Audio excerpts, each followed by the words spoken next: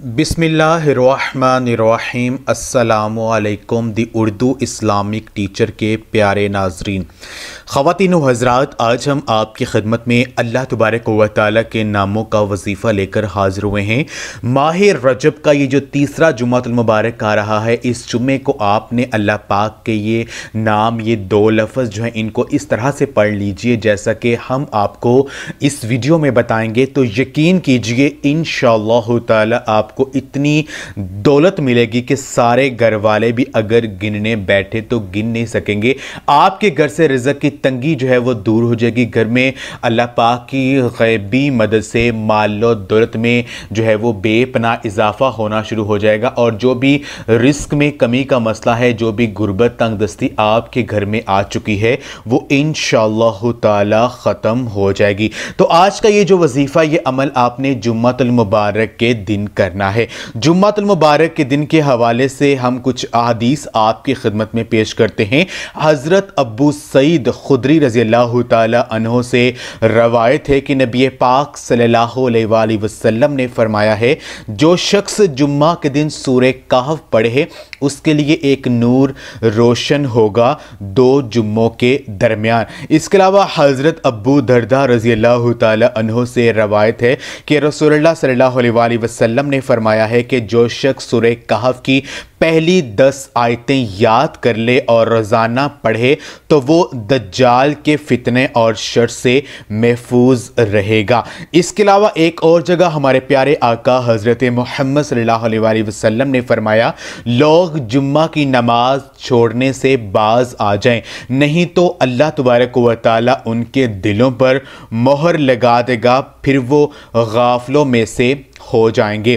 तो जुम्मा के दिन सूरह जुम्मा को पढ़ने की भी बेशुमार फ़ज़ाइल व बरक़ात हैं। हज़रत इब्ने अब्बास रज़ी अल्लाह ताला अन्हो से रवायत है कि आप सल्लल्लाहु अलैहि वसल्लम ने फरमाया है कि जुम्मा के दिन सूरह जुम्मा जो है इसको पढ़ा करें। इशा की नमाज में भी हज़ूर पाक सल्लल्लाहु अलैहि वसल्लम जुम्मा के दिन सूरह जुम्मा ही पढ़ा करते थे। हज़रत अबू हुरैरा रज़ी अल्लाह ताला अन्हो ने जुम्मा की नमाज में पहली रकत में सूरह जुम्मा और दूसरी रकत में सूरह अल मुनाफ़िकून पढ़ी। तो हज़रत अबू हुरैरा रज़ी अल्लाह ताला अन्हो से हज़रत इब्ने अब्बास रज़ी अल्लाह ताला अन्हो ने कहा कि आपने वही दो सूरतें पढ़ी जिन्हें हज़रत अली रज़ी अल्लाह ताला अन्हो कोफा में जुम्मा के दिन पढ़ा करते थे।